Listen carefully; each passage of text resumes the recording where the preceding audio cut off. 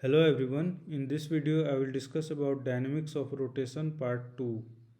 In part 1 we were discussing about moment of inertia of standard objects. So continuing with that discussion, let's obtain the moment of inertia of a spherical shell of radius r, mass density alpha per unit area about an axis passing through its center of mass. Let's consider a ring of spherical shell of radius r and width ds. Using geometry we write r equals r sin phi and ds equals r d phi. The mass of the ring is dm equals 2 pi r multiplied by ds. So multiplied by the density. So if we put the value of r and ds, we will get 2 pi r sin phi alpha ds. Moment of inertia of the ring will be dm r square, which will be equal to 2 pi r alpha sin phi ds multiplied by r sin phi whole square. On simplification, we get 2 pi r q alpha sin q phi ds. If we put the value of r and ds in this equation, we will get di equals 2 pi r to the power 4 alpha sin q phi d phi. To obtain the moment of inertia of entire rigid body, that is spherical shell, we will integrate this expression. So we get I equals 2 pi r to the power 4 alpha integral from 0 to pi sin q phi d phi. So we convert sine square to 1 minus cos square, and we put all other terms outside the bracket, and we get 2 pi r to the power 4 alpha integral 0 to pi 1 minus cos square phi sin phi d phi. If we put cos phi as t, we will get minus sin phi d phi as dt.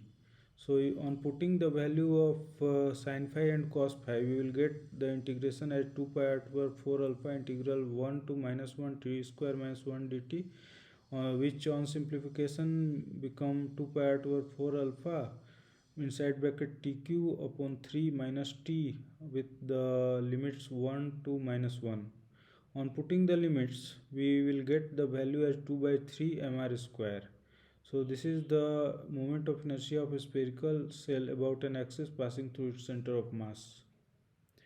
Moment of inertia of a sphere of radius r, mass density rho per unit volume about an axis passing through its center of mass.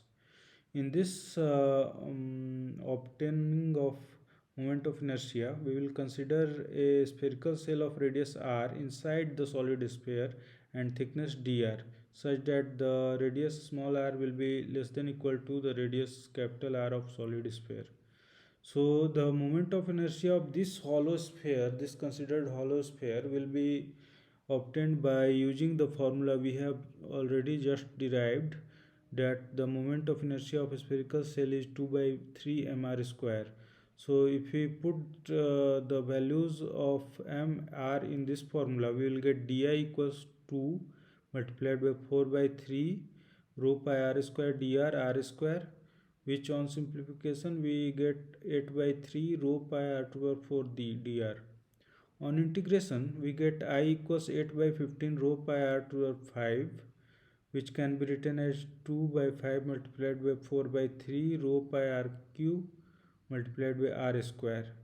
And we know that the value 4 by 3 pi r cube multiplied by rho is nothing but the mass of solid sphere. So we get the moment of inertia as 2 by 5 mr square. Moment of inertia of a rectangular lamina about an axis passing through its center of mass and perpendicular to the plane of lamina. Let's evaluate the moment of inertia of a small section of lamina of thickness dx about the x-axis. Here x-axis is the horizontal axis at the bottom of the lamina coinciding with the bottom edge. So we take the distance x from the y-axis and we evaluate the moment of inertia of small section of lamina.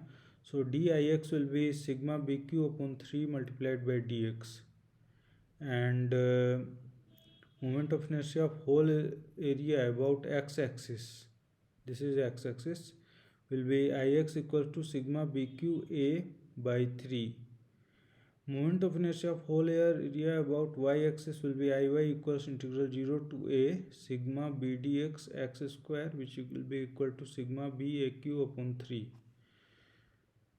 Moment of inertia about an axis in the plane of lamina and passing through center of mass will be equal to integral minus a by 2 to a by 2 sigma b x square dx, which will be equal to sigma b upon 3 multiplied by aq by 8 plus aq by 8. On simplification, we get sigma b aq upon 12, which is ma square upon 12. Using perpendicular axis theorem, we can obtain the moment of inertia about an axis passing through center of mass and perpendicular to the plane of the lamina as IO equals Ix plus Iy. The value of Ix and Iy are already obtained in the above discussion. So we get sigma bqa upon 3 plus sigma aqb upon 3, and on addition we get sigma ab upon 3 a square plus b square, which is m a square plus b square upon 3.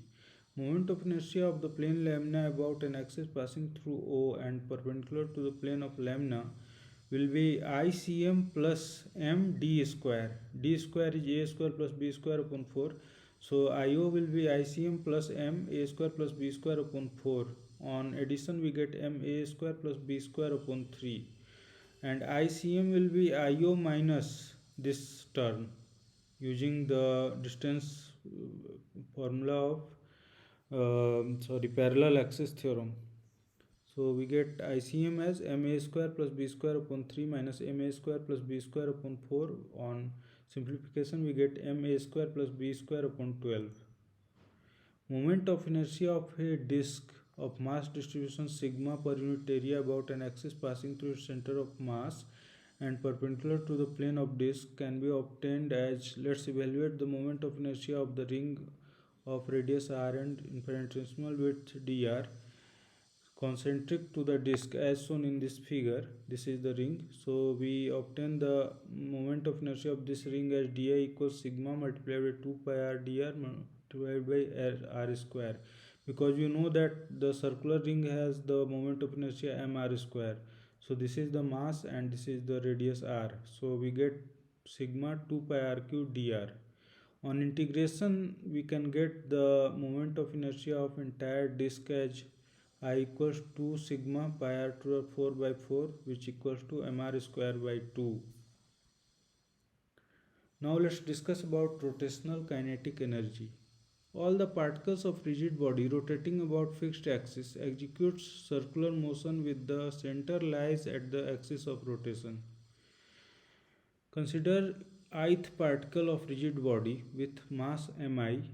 The velocity of the particle is vi. The kinetic energy will be evaluated by summing the kinetic energy of each individual particle. Ki equals half mvi square, which is half mi omega square ri square.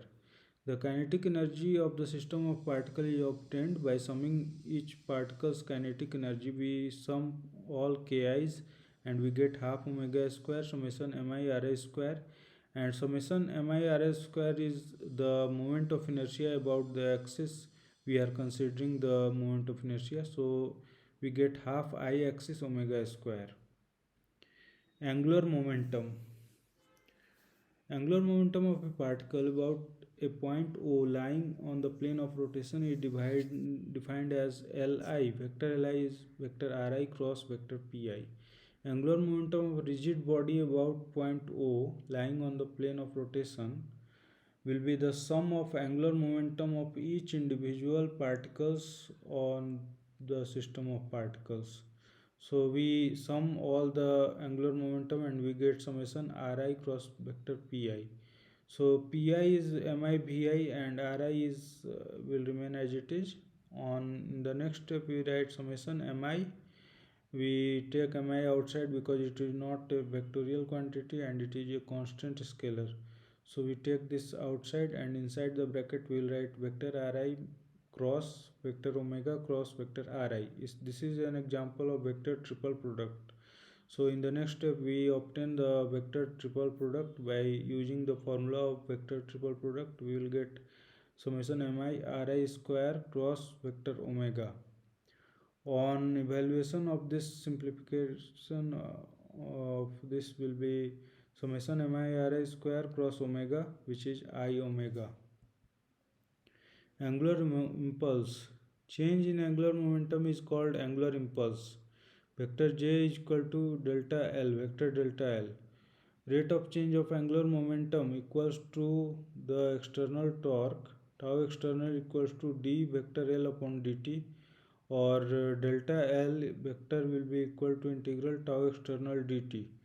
So the angular impulse is defined as the change in angular momentum. So this change in angular momentum will be equal to change in angular impulse, and this will be equal to integral tau dt. Now we will discuss about rigid body rotation with translation. Until now we are discussing about rigid body in pure rotational motion. So if we consider the rotation with translation, we have to consider both the motion at every moments. So the motion of rigid body in general can be considered to be the sum of rotation about the axis passing through its center of mass and perpendicular to plane of motion, and its translation of center of mass.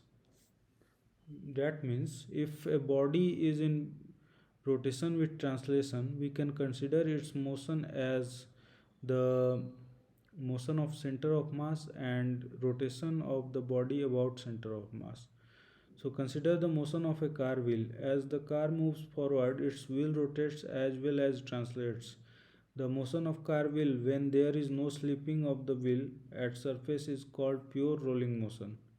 This is a special kind of motion of the rotation with translation group. So let's try to understand the kinematics of this motion. As the car moves forward, the wheel of the car rotates and translates.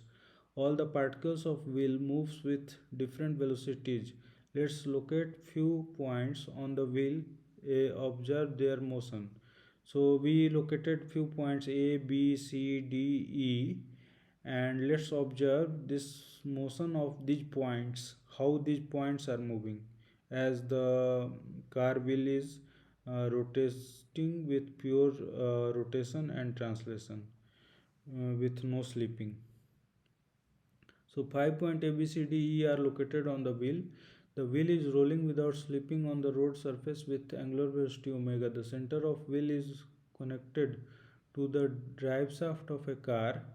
As car moves, the center of wheel translates with the speed of car, and also wheel rotates with angular velocity omega in clockwise direction. Consider the motion of wheel as combination of translation motion and center of mass with speed v, and rotational motion of wheel with angular speed omega. As the point which is in contact with the road surface do not slip on the surface, the velocity of point is zero with respect to road surface. This point velocity is the resultant of velocities due to rotational effect and translational effect. Because of rotation, the point has velocity omega r in the direction opposite to the translational motion of car, and because of translational motion, the point has speed v in direction of motion of the car. The resultant of these two velocity will be zero. So point A velocity will be zero. That means point A is momentarily at rest. So we can write vector VA equals V center of mass plus minus omega vector R, which equals to 0 vector. Let's observe the motion of the wheel in the reference frame fixed to the drive shaft of the car. In the reference frame, the road surface has velocity equal to velocity of center of mass of the wheel in the direction opposite to direction of motion of the car. The point of contact of the wheel and road surface, which is at rest with respect to road surface, has the velocity same as the road velocity, v center of mass in direction opposite to car motion. In this reference frame, the wheel center of mass is stationary. The velocity of point of contact is only because of rotational effect. So we can write vector VA equals B center of mass equals omega vector R,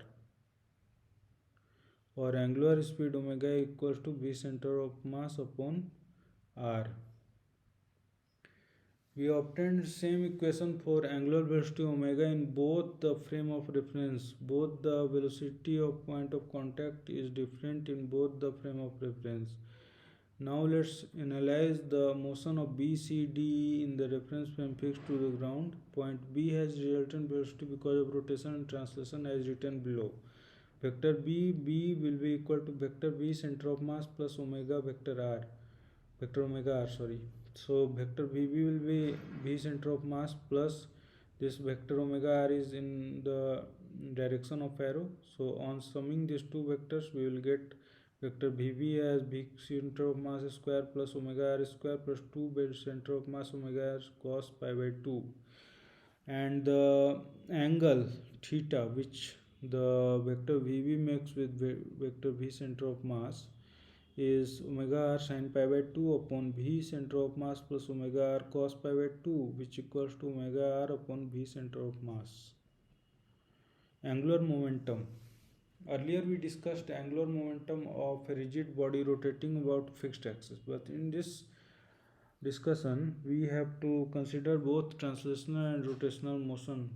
The sum of angular momentum because of translational motion of center of mass and rotation of rigid body about an axis passing through the center of mass and perpendicular to the plane of rotation.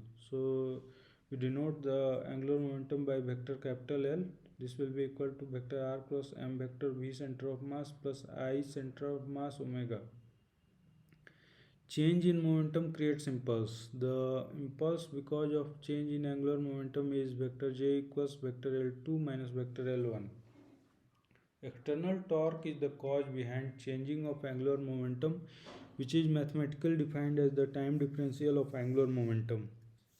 So we write vector tau equals d vector L upon dt. Also the angular impulse vector j will be equal to integral tau dt.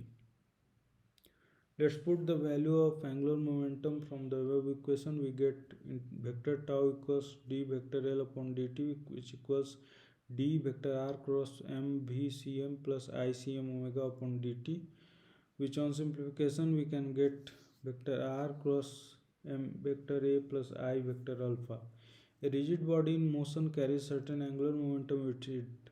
The angular momentum can be changed on momentarily application of impulsive force, resulting the impulsive torque. From the above equation showing relation between torque and angular momentum, the change in angular momentum d vector L will be vector tau dt. The change in angular momentum is the angular impulse, so we can write vector j equals integral vector L1 to L2 d vector L, which equals to integral t1 to t2 vector tau dt. Here we can see in the graph that there is impulsive torque which acts at a point momentarily, and because of this impulsive torque there is a finite change in angular momentum. Kinetic energy of body executing both translational and rotational motion.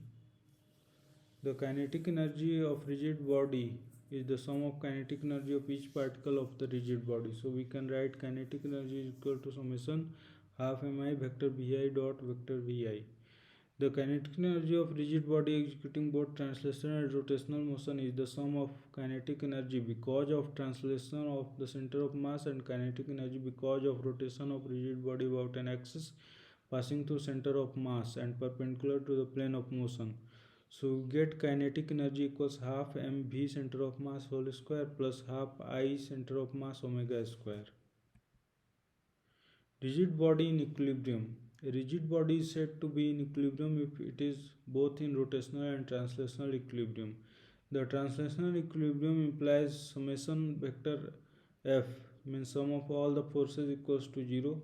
The rotational equilibrium implies summation of all the torques equals to 0. Let's consider a cantilever beam and its equilibrium. A one-dimensional structural member which resists bending is called beam. Beams are located with transverse loading. Let's consider a beam such that its one end is clamped and other end is stayed free. Such a structural member is called cantilever beam. The beam shown in the figure is a cantilever beam. The end A of the beam is the clamped end and end B is the free end. Let's apply an external force vector F at free end. For the equilibrium of this flexible rigid body, we consider translational equilibrium summation vector F equals 0. The forces on the beam are shown in the free body diagram. Here is the contact force and here the external force we applied. So sum of both forces will be 0 because this rigid body is in equilibrium, and we get the contact force vector F as minus of vector F. Considering rotational equilibrium, we can write summation of all the torques on the rigid body, that is cantilever beam, is 0. So we can write torque considering about an axis passing through this point. We obtain the torque because of this external force as L vector L cross vector F plus this moment which is creating an anti-clockwise torque. So we can just write vector M equals 0, and we obtain this vector M as minus vector L cross vector F. The couple formed at the hinged end of beam will provide the balancing torque vector M. Work done by torque and power delivered. Work done by torque is the integral of dot product of torque vector and angular displacement vector. So we write W equals integral 0 to theta vector tau dot vector d theta. The rate of work done by torque is called power delivered by torque. So the power P will be equal to vector tau dot vector omega. Bending of cyclist at turns. Consider the cycle and cyclist as a rigid body system of height h. Let's draw the free body diagram of the system at a turn. Let's assume that cyclist is moving with speed v. At the turn, friction will provide necessary centripetal acceleration for translational equilibrium. So we write the equation for friction: N equals mg and F equals mv square by r, and F will be less than equal to mu mg because there is no slipping. The static friction will increase as the speed increases. The speed can only be increased up to a limit so that the friction remains in the limit of static friction. So we write v square less than equal to mu rg.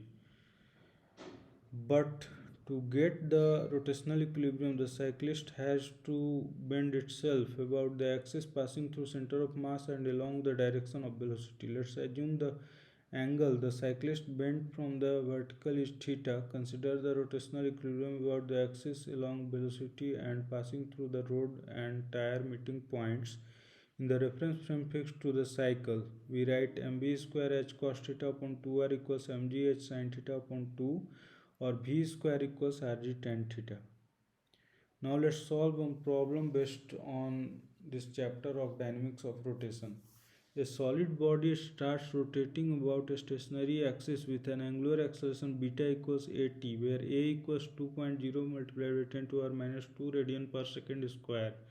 How soon after the beginning of rotation will the total acceleration vector of an arbitrary point of the body form an angle alpha equals 60 degree with its vector velocity point? So let's solve this problem. The angular acceleration of solid body at the angle theta is beta equals d2 theta upon dt square. Since it is given that beta equals 80, therefore we write d2 theta upon dt square equals 80. On integration we get d theta upon dt equals 80 square upon 2 plus c1. c1 is an arbitrary constant. Again we integrate, we get theta equals 80 q upon 6 plus c1t plus c2. Here c1 and c2 are arbitrary constant, and from the condition that initially the angle was 0, so we get the value of arbitrary constant c1 equals 0, c2 equals 0, and we get theta equals 80 q upon 6, or t equals 6 theta upon a to the power 1 by 3. Component of acceleration at time t, tangential component will be atr, and centripetal component will be a square to the power 4 r upon 4. Angle of total acceleration from tangential direction tan alpha is 80 q upon 4. So t will be 4 tan alpha by a to the power 1 by 3. On putting the value we get 200 root 3 upon 1 by to the power 1 by 3, which is 7 second. This is the answer. One more question on solid body is: a solid body rotates with deceleration about an axis with an angular acceleration beta is proportional to square root of omega, where omega is its angular velocity. Find the mean angular velocity of the body averaged over whole time of rotation if the initial moment of time its angular velocity was equal to omega naught. So we write the given condition at t equals 0, omega equals omega naught, and it is given beta is proportional to square root of omega. Beta is the angular acceleration. So we write beta equals minus k root omega, where k is a constant of proportionality. So we get, since angular acceleration is d omega upon dt, so we write d omega upon dt equals minus k root omega, and if we cross multiply, we get d omega upon root omega from omega naught to omega will be equal to minus k integral 0 to 2 t dt. On integration, we get omega to the power 0.5 minus omega naught to the power 0.5 equals minus kt upon t, or omega to the power 0.5 will be equal to omega naught to the power 0.5 minus 0.5 kt. Time to come to stop tau will be 2 omega naught to the power 0.5 upon k.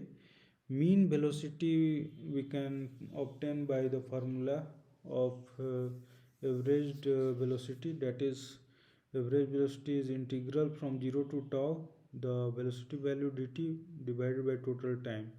So the velocity value is omega naught to the power 0.5 minus 0.5 kt, and dt is the integration with respect to. So we get omega naught to the 1.5 minus 0.25 kt. On simplification, we get omega naught to the 0.5 minus 0.25 k to 2 times omega naught to the 0.5 by k, which equals to 0.5 omega naught to the 1.5.